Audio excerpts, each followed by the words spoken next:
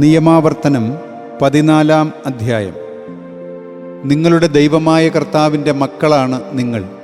മരിച്ചവനെ പ്രതി നിങ്ങൾ മുറിവുണ്ടാക്കുകയോ തിരുനെറ്റി കഷണ്ടിയാക്കുകയോ ചെയ്യരുത്. എന്തെന്നാൽ നിന്റെ ദൈവമായ കർത്താവിന് നീ പരിശുദ്ധ ജനമാണ്. ഭൂമുഖത്തുള്ള എല്ലാ ജനങ്ങളെക്കാളും തനിക്ക് സ്വന്തമായ ഒരു ജനമായിരിക്കുന്നതിന് കർത്താവ് നിന്നെ തിരഞ്ഞെടുത്തു. നിന്ദ്യമായതൊന്നും നീ ഭക്ഷിക്കരുത്. നിങ്ങൾക്ക് ഭക്ഷിക്കാവുന്ന മൃഗഗണം ഇതാണ്: കാള, ചെമ്മരിയാട്, കോലാട്, പുള്ളിമാൻ, കലമാൻ, കടമാൻ, കാട്ടാട്, ചെറുമാൻ, കവരിമാൻ, മലയാട്. വിഭജിത കുളമ്പുള്ള ഏതു മൃഗവും മൃഗഗണത്തിൽ 2 കുളമ്പുകൾ ഒട്ടിയതും അയവിറക്കുന്നതുമായതെന്തും നിങ്ങൾക്ക് ഭക്ഷിക്കാം.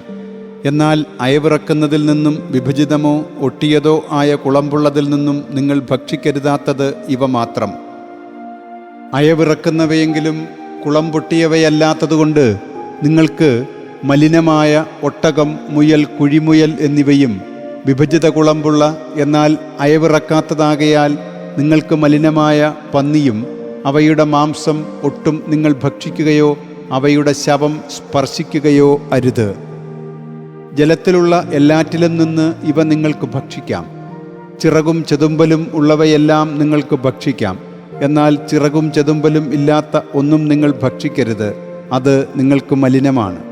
ശുദ്ധിയുള്ള എല്ലാ പക്ഷിഗണത്തെയും നിങ്ങൾക്ക് ഭക്ഷിക്കാം.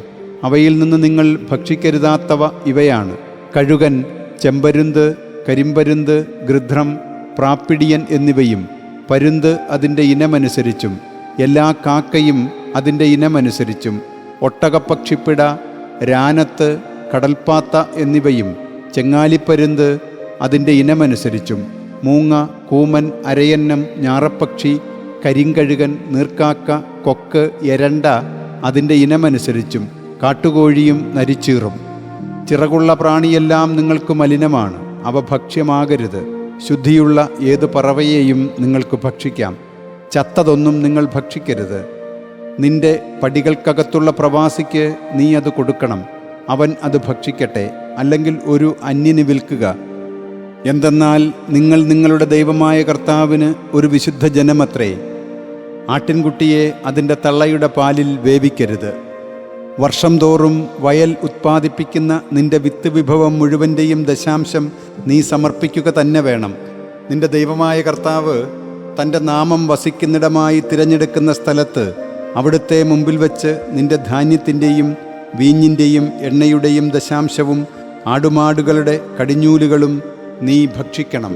ആയുഷ്കാലം മുഴുവൻ നീ അവിടുത്തെ ഭയപ്പെടാൻ പഠിക്കുന്നതിന് വേണ്ടിയാണിത്. എന്നാൽ നിനക്ക് ചുമന്നുകൊണ്ടു പോകാൻ കഴിയാത്ത വിധം വഴി നിന്നെ സംബന്ധിച്ച് കൂടുതലാണെങ്കിൽ, നിന്റെ ദൈവമായ കർത്താവ് തൻ്റെ നാമം സ്ഥാപിക്കുന്നതിന് തിരഞ്ഞെടുത്ത ഇടം നിന്നിൽ നിന്നകലെയുള്ള സ്ഥലമാണെങ്കിൽ, നിന്റെ ദൈവമായ കർത്താവ് നിന്നെ അനുഗ്രഹിച്ചതുകൊണ്ട് നീ അവ പണത്തിനു വിറ്റ് പണം കൈവശം കിഴിയാക്കി നിന്റെ ദൈവമായ കർത്താവ് തിരഞ്ഞെടുത്ത സ്ഥലത്തേക്ക് യാത്രയാകണം. ആ പണം നീ നിന്റെ ആത്മാഭിലാഷ സിദ്ധിക്കായി ആടുമാടുകൾ, വീഞ്ഞ്, ലഹരിപാനീയം തുടങ്ങി നീ വ്യക്തിപരമായി ആഗ്രഹിക്കുന്നതെന്തിനും വേണ്ടി ചെലവഴിക്കണം. എന്നിട്ട് നീയും നിന്റെ കുടുംബവും നിന്റെ ദൈവമായ കർത്താവിൻ്റെ സന്നിധിയിൽ ഭക്ഷിച്ച് ആഹ്ലാദിക്കണം. നിന്റെ കവാടങ്ങൾക്കകത്തുള്ള ലേവായനെ നീ അവഗണിക്കരുത്. എന്തെന്നാൽ അവന് നിന്നോടൊപ്പം ഓഹരിയോ അവകാശമോ ഇല്ലല്ലോ. 3-ാം വർഷത്തിൻ്റെ അവസാനം ആ വർഷത്തിലെ നിന്റെ വിഭവത്തിൻ്റെ ദശാംശം മുഴുവനും കൊണ്ടുവന്ന് നിന്റെ കവാടങ്ങൾക്കുള്ളിൽ സൂക്ഷിക്കണം. നിന്നോടൊപ്പം ഓഹരിയും അവകാശവുമില്ലാത്തതുകൊണ്ട് നിന്റെ കവാടങ്ങൾക്കുള്ളിലുള്ള ലേവായനും ഒപ്പം പ്രവാസിയും അനാഥനും വിധവയും വന്ന് ഭക്ഷിച്ച് തൃപ്തിയടയട്ടെ. നീ ചെയ്യുന്ന നിന്റെ ഓരോ കരവേലയിലും നിന്റെ ദൈവമായ കർത്താവ് നിന്നെ അനുഗ്രഹിക്കേണ്ടതിനാണത്.